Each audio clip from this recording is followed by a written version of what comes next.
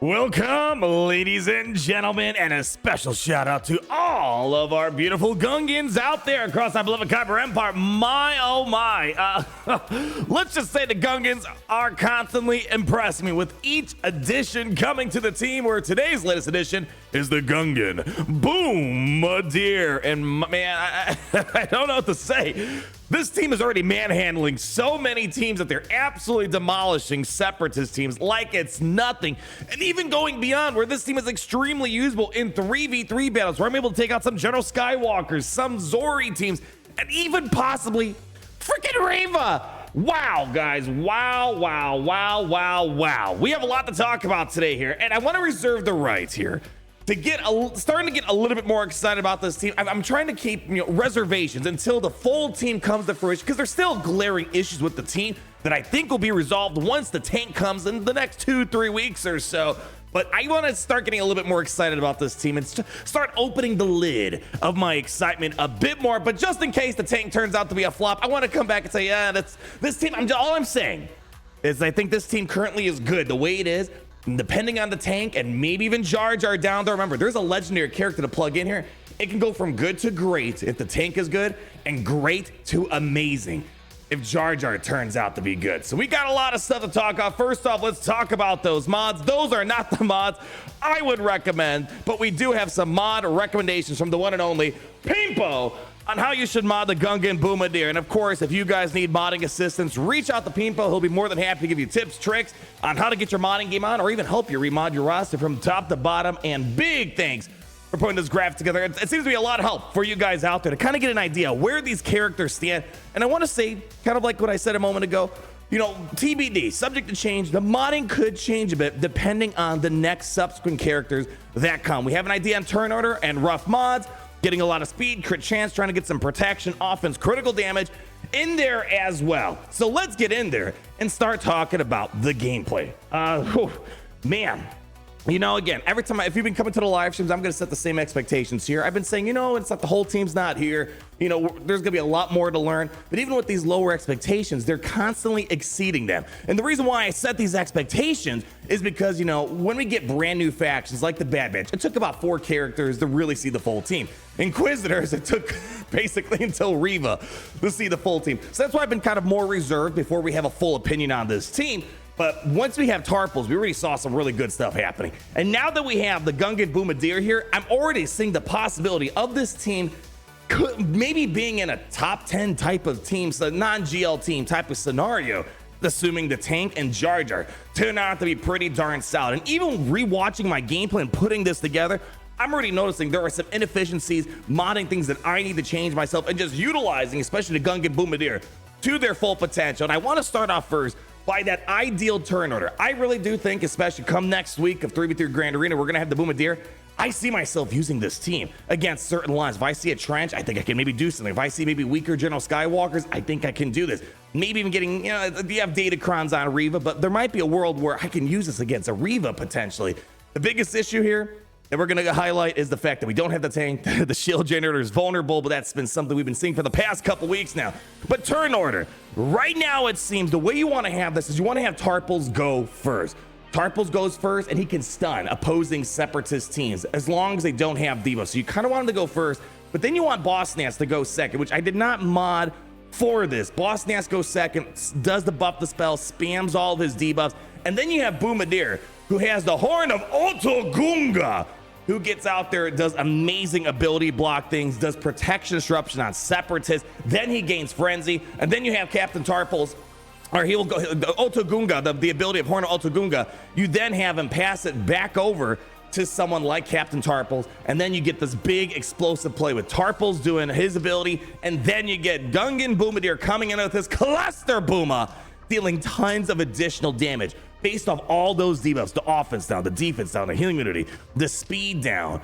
It's a really powerful explosive play, and it really makes sense why we got this as our attacker character. Between him and Tarpals, we're already seeing these really powerful explosive plays out there. So much control of the enemy team, a little bit of term removal, a little bit of ability blocks, all these nasty deals, and then Boomadier really capitalizing on top of that with that first special ability, linking in all those debuffs together. It's kind of like it's weird to say it, kind of like Cassian Andor in a special sense, where Cassian Andor kind of takes advantage of all the debuffs and utilizes it to his disposal. It's kind of like that for that Gungan Boomadier. But even with that great opening explosive play, the issue that we're still seeing now, and it's not really hindering myself doing a lot of big plays, the thing that we're still seeing that we really noticed in the Captain Tarple's gameplay is all of these enemy teams, they must have had the death orders to get that shield generator down ASAP, which makes sense because when that shield generator is up, the team feels nearly invincible. And that's why I say, depending on what this tank can do, it might make the shield generator untargetable. It might mitigate how many stacks can be lost per turn. We don't quite know what you can do with the tank and what it's going to offer to protect that shield generator, because right now, everybody blitzes down that shield generator, and I really only get to enjoy the shield generator for a couple seconds, and then it's down. But luckily, because of the cool combos we have with Boomadier, Tarples, and Boss Nest, even when the shield generator is down, I feel like we can lock in a lot of these battles. That's why I'm really excited to see what the tank can do, because once we have someone to defend that shield generator, we can really capitalize and enjoy what that shield generator has to offer, with a ton of increased durability, anti-critical, being immune to percent health damage effects that exist out there. And for the first time ever, with me playing with these Gungans, we actually had plenty of opportunities, especially against Separatists, to actually use that basic ability on the shield generator. Because remember, once we deplete all the shield generator stacks, not the other stacks that defeat it, but it's got two sets of stacks. When you defeat the other one, when you get rid of the other ones, and we have lots of ways within these Gungans to deplete those generator stacks, we're able to use the shield generator's basic, which is pretty nice. You get 100% protection recovery, which is odd because they don't really take that much damage when the shield generator's up, but nonetheless, I guess it's a nice top off in case somehow, you know, I'm thinking it's gonna be very applicable to the tank that comes around, because you want that tank to survive as long as possible. Again, complete speculation right now. But then you have this 25% Terminator boost, and you have their cooldowns reduced by 1. So it's really nice to finally see this in action, and it helps out a ton because of the ability of having ways to deplete the stacks in it a lot faster because of that Gungan Boomadier. Because that Gungan Boomadier, on that special ability that we have here with the Cluster Booma, you're going to remove 1 stack of recharge from the allied shield generator per instance of damage, and you can have 5 instances per damage. So that really burns through those stacks of recharge on the generator. So it's again, just imagine when we see the tank in here, Jar Jar Binks, you know, we can have our own speculation and our own fan kits, but just what we're seeing of these three, I'm imagining if we're gonna have other characters that can deplete the stacks of recharge even faster, this team could be a very deadly force. Right now, the team is good, as I said, but then we can move up to great with that tank, and then of course, amazing at the very end of that. So just putting it out there. Don't be surprised when you might be fighting these Gungans and the tank makes it incredibly hard to go after the shield generator. But again, the tank could be less than ideal, let's say. For example, the resistance fleet, the tank is not really all that great. It doesn't do a great job at tanking. So just putting it out there, that tank might not be amazing, but so far, even with my lower expectations, as this team kind of builds together, I keep getting a surprise as we move along. The other thing that's incredibly important for this Gungan Boomadier, before we get too carried away here, is that unique ability, which we'll talk about this at the end. Unfortunately, it's bugged. Oh, surprise, surprise, surprise. The issue is, as we're going to mention at the end, the Zeta is literally like throwing his Zeta into garbage. It just doesn't work. Where enemies defeated by Gungan attackers can't be revived. Plenty of instances within my initial testing where Newt Gunner would revive, Django would revive, Night Sisters would revive potentially. So the shield generator, unfortunately, is not working in that regard. But the other things that we have is whenever we're doing special plays with the Gungan Boomadier, we're getting 5% defense and offense that are stacking, which that really builds up over time, where we can start seeing him sometimes hit for like 100,000 damage, which is pretty nuts. And on top of that, this is really helpful too, especially when we're going up against, like, you know, General Grievous things. And I'm still a little perplexed. There might be something more coming that we don't know. But while these Gungan allies, they have retribution, the target lock just doesn't work. So it allows you to get plenty of counterattacks in there. It's very niche for more up against General Grievous type of things. And this is... So this is a kind of a minor. It's not even an issue. It's kind of funny. I guess it's good that we have a lot of this, you know, lore expectation kind of built into this team, where they're meant to be a very anti-separatist team. We're seeing just the 3 of them take down things like General Grievous, absolutely dunking on Admiral Trench, even with this data crime, which is pretty nuts right now. Trench is a hot cookie right now.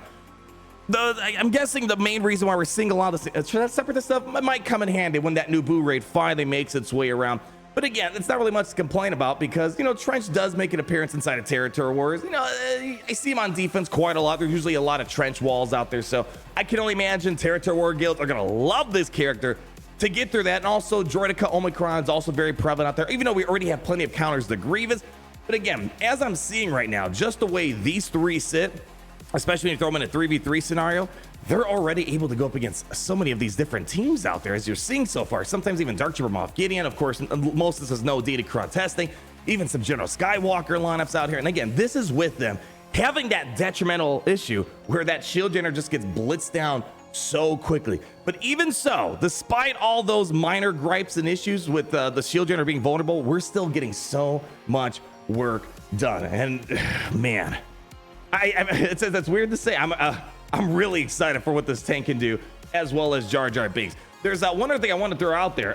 Boy, I know we're showing everything right now without Omicrons. We have no Omicron currently for the Boomadier. He will have a raid Omicron. We have no idea what it is. It's going to be like Scout Trooper when the new raid comes out.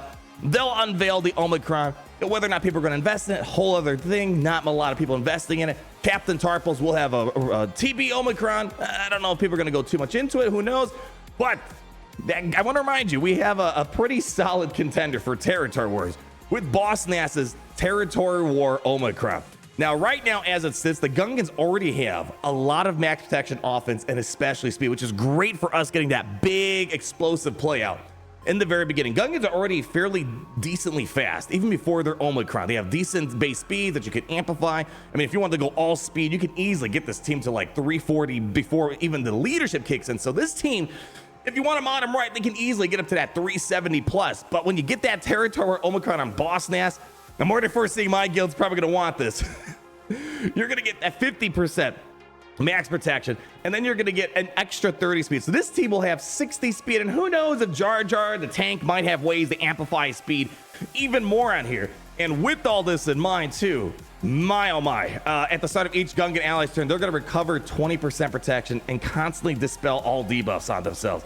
And anytime these guys are going to be dazed or stunned, they're going to dispel and recover 75% protection, gain 4 stacks protection over time.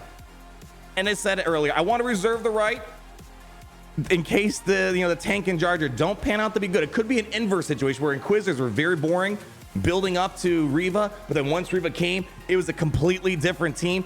It might be the inverse where Gungans are looking progressively better with each new addition, and then they don't look that great with the last two. So, but I find that latter situation unlikely. I see this being a massive contending team in Territory Wars, especially depending again what the tank does, protecting that shield generator, as well as what Jar Jar is going to be offering this team as well. So, again, it's still too early to call if this will be a top 10 non-Galactic Legend team, but just the building blocks I'm seeing now and the fact that we only can go up from here, it really puts a lot of excitement into this Gungan team. It's definitely not a Inquisitor situation that I can tell so far. I want to wrap up real quick with the quick bugs that I noticed here. Or actually, let me say, actually my audience, while we were testing out the character, the people, the Kyra come like, wait, I thought they're supposed to prevent revive. So I just want to highlight this real quick. We've been seeing a lot of mechanics not working, such as Darth Bane, for example, and this here as well. When an allied shield generator is active, all the clips I'm going to show you, the shield generator is there. The Zeta here, while an allied shield generator is active, enemies defeated by Gungan attackers can't be revived.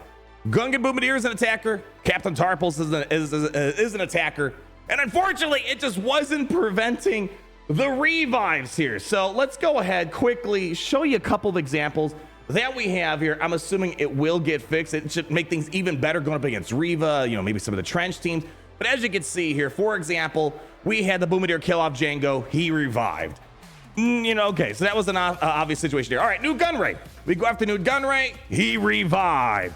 And then we have situations like Night Sisters where we kill off Marin. She revives. And I believe also in the Reva battle, she was reviving as well. So maybe the Reva battle will get even easier moving forward. Being able to stop her revive, kind of a big deal. And I know some people were saying, oh, maybe the Deathmark Omicron on Reva might cause an issue. Remember, Deathmark really doesn't do all that much on this team, because when that shield generator is active, where is that? A shield generator is active.